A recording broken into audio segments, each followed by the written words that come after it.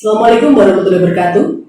Salam sejahtera bagi kita semuanya. Kembali lagi di PN Surakarta Onstage dengan tema yang sangat menarik, yaitu penegakan hukum perpajakan, optimalisasi penanganan tindak pidana perpajakan dengan pemulihan kerugian pada pendapatan negara. Dengan narasumber kita yaitu Bapak Dr. Zulkarnain SHMH. Selamat siang. Selamat siang, Ibu. Ya. Bapak bisa memperkenalkan diri tentang identitas diri Bapak sebelumnya? Ya, nama saya Dr. Zulkarnain SHMH. Saya sebagai Hakim Pengadilan Negeri Surakarta. Dalam hari ini, ya selamat siang juga pada Ibu pada hari ini. Langsung saja ya Pak ya? Ya. Langsung ke tema ini gini Pak. Mungkin banyak yang ingin tahu ya, sebenarnya yang menjadi tantangan dari tindak pidana perpajakan bagi APH, terutama yaitu melalui Integrated Criminal Justice System untuk pemulihan kerugian negara itu gimana Bapak? Ya, sekarang banyak ini masalahnya pemerintah sedang menggiat-giatnya untuk menggali pendapatan negara. Untuk itu harus menertibkan dibentuklah sinergitas antara aparat penegak hukum dalam rangka penegakan tindak pidana perpajakan. Jadi dalam hal ini tindak pidana perpajakan menjadi tantangan bagi aparat penegak hukum melalui integrated criminal system untuk mengoptimalkan tentang pemulihan keuangan negara untuk diperlukan sinergitas antara penegak hukum dalam menerapkan ketentuan tindak pidana di bidang perpajakan. Baik. Bisa jelaskan Pak maksud dari pemulihan kerugian pendapatan negara itu bagaimana Pak? Ya, pemulihan kerugian negara pada pendapatan negara dalam bentuk pembayaran denda. Jadi dan pengungkapan ketidakbenaran sesuai dengan pasal 4 ayat 3 dan pasal 44B Undang-Undang Ketentuan Umum Tata Cara Perpajakan sebagai mana wujud ultimum remedium yang diterapkan dalam hal ini untuk jadi bukan hukuman yang diberikan kepada pengusaha yang telah merugikan keuangan negara, tetapi bagaimana caranya untuk meningkatkan pendapatan negara. Jadi itu digunakan istilahnya ultimum remedium, upaya terakhir ya untuk memberi sanksi kepada pelaku tindak pidana perpajakan. Jadi bukan pidana yang diutamakan tetapi pendapatan kerugian negara yang diutamakan untuk pembangunan di Indonesia. Jadi uangnya itu untuk pembangunan lagi ya Pak ya? Nah, digunakan untuk itu. Ya. Kemudian permasalahan dari praktek pemidanaan perkara pajak itu apa aja Pak?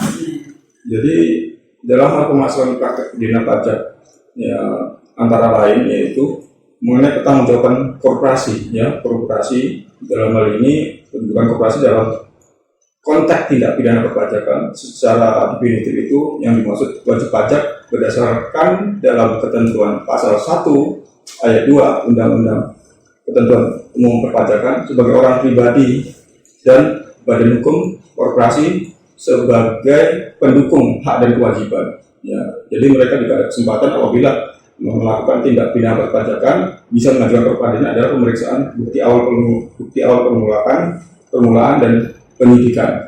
Pidana pengganti denda masih ada yang menerapkan berupa pidana kurungan maksimal itu ya sesuai dengan pasal 30 KUH pidana 6 bulan atau pengganti denda tidak proporsional dengan besarnya pidana denda yang dijatuhkan.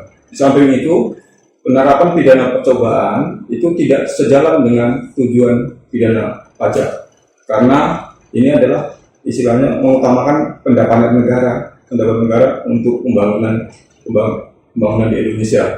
Jadi perbedaan antara proses ultimum remedium ya dalam penegakan pajak, korporasi itu diibaratkan sebagai pelaku tindak pidana perpajakan. Nah, itu jangkauan pemerintah itu agak sulit ya, makanya dikeluarkanlah SEMA oleh Mahkamah Agung ya kan untuk memberikan jalan keluar bagaimana caranya tindak pidana tersebut tidak semata-mata dijatuhkan kepada ini dalam rangka apabila kerugian negara sudah tertutupi oleh mereka, jadi ada istilahnya nanti pidana dendanya menjadi nihil atau memang tidak apabila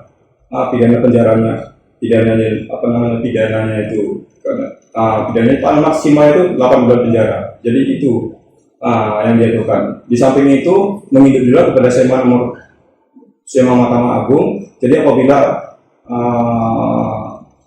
pelaku tindak pidana perpajakan tidak bisa diusut, pelaku tindak pidana untuk menuntut kerugian negara, barang-barangnya itu atau usahanya itu bisa disita, jadi barang-barangnya itu disita untuk mengganti kerugian, dilelang untuk mengganti kerugian negara. Nah, jadi pada dasarnya dari undang-undang perpajakan itu tidak mencapai di situ ya. Jadi dibuatlah SEMA Mahkamah Agung mengenai surat edaran Mahkamah Agung untuk bisa mensita barang tersebut dilelang seperti dalam perkara tindak pidana tipikor. Jadi itu dalam rangka harmonisasi tindak pidana perpajakan dalam meningkatkan pendapatan negara. Ya.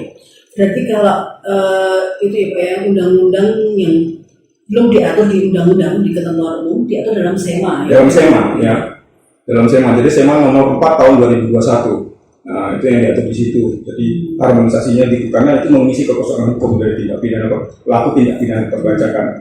Ya. Berarti Mahkamah Agung juga sudah sangat perhatian dengan masalah perpajakan sendiri dengan mengeluarkan SEMA tersebut. Dengan SEMA itu. Ya. Jadi memang SEMA tersebut untuk ada harmonisasi perpajakan karena untuk mengisi kekosongan hukum dalam tindak pidana perpajakan dalam undang-undang perpajakan tersebut. Ya.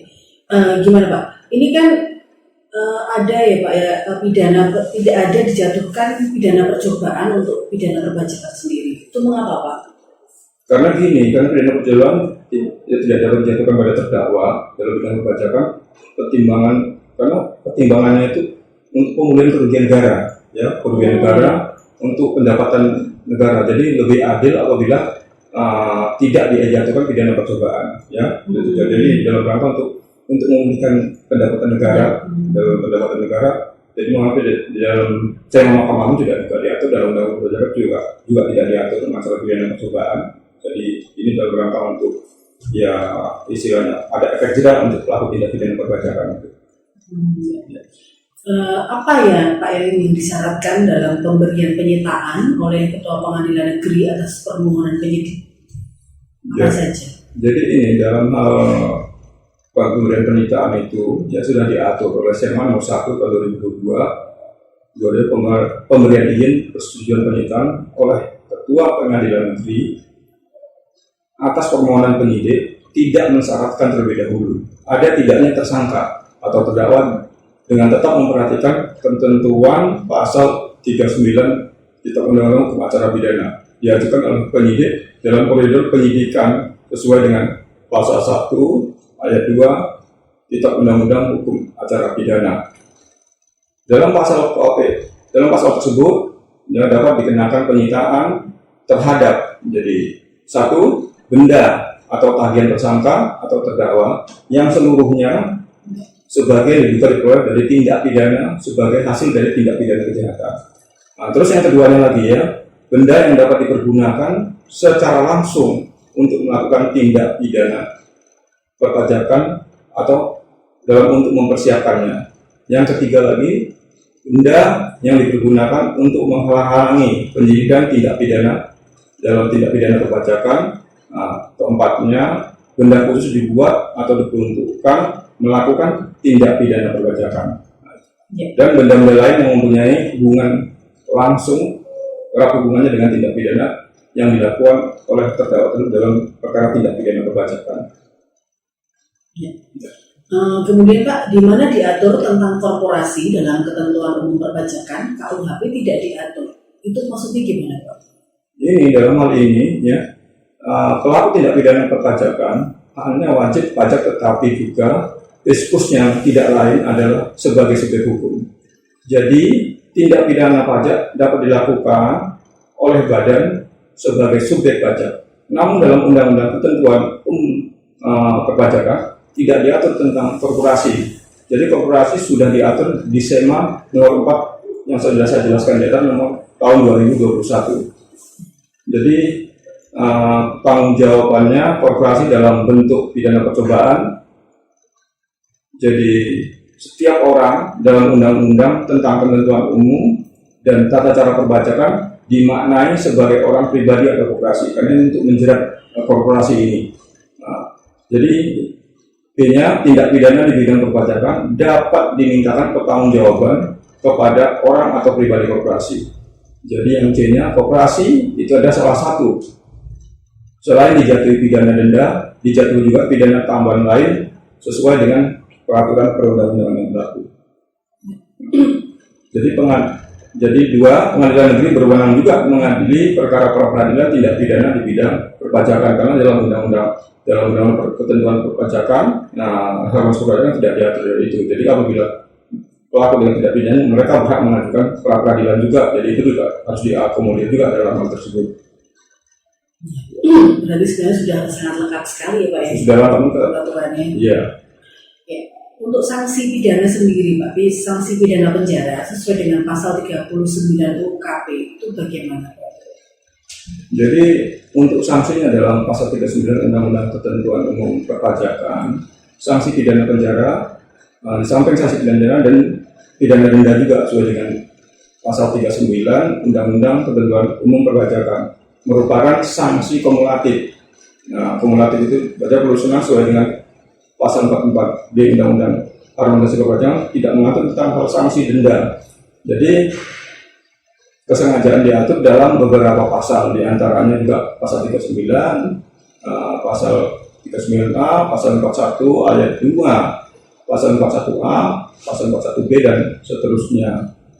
Jadi berlaku juga bagi wakil atau kuasa pegawai wajib pajak atau pihak lain yang menyuruh melakukan.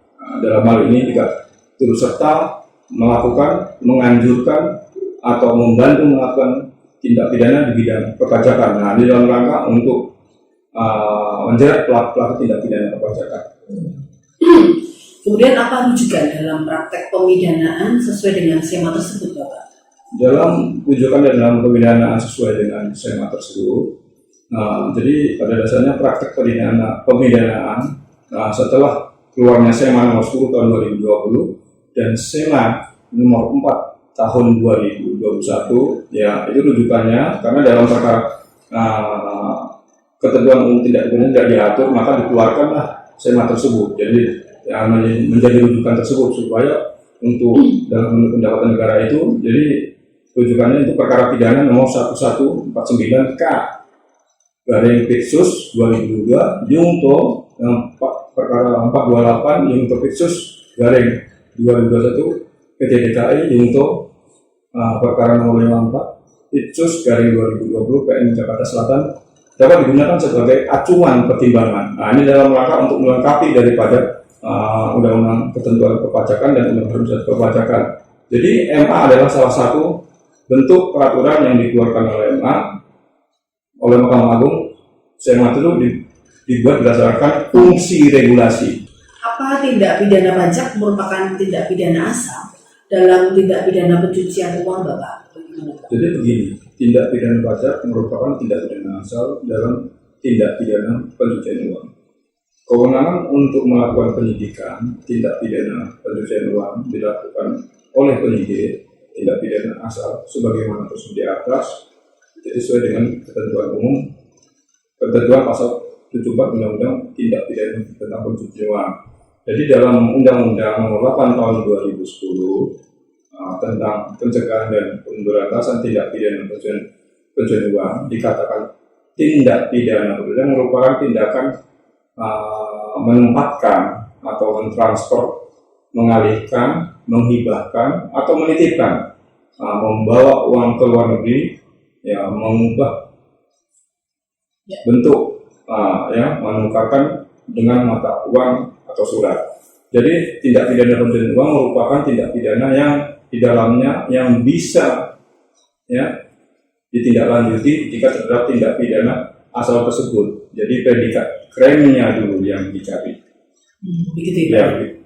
Kemudian ini Pak yang dimaksud dengan penelusuran aset dalam tindak pidana perpajakan itu bagaimana?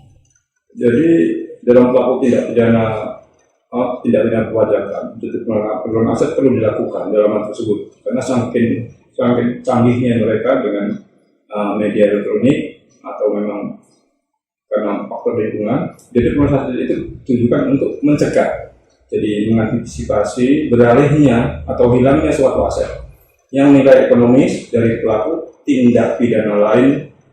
Betul bagaimana caranya? Jadi penelusuran aset itu dilakukan dengan teknik antara lain jadi pengumpulan bahan keterangan dari yang bersangkutan tentang tindak pidana profiling.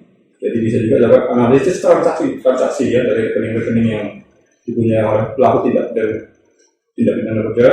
Jadi menganalisa mengenai harta kekayaan dan analisa komunikasi dan pergerakannya.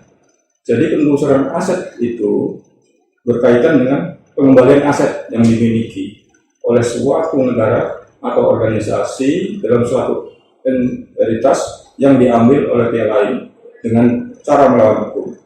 Nah, jadi perampasan aset itu tindak pidana adalah merupakan upaya paksa ya, yang dilakukan negara untuk mengambil penguasaan aset tindak pidana berdasarkan putusan pengadilan yang telah berkekuatan hukum yang tetap.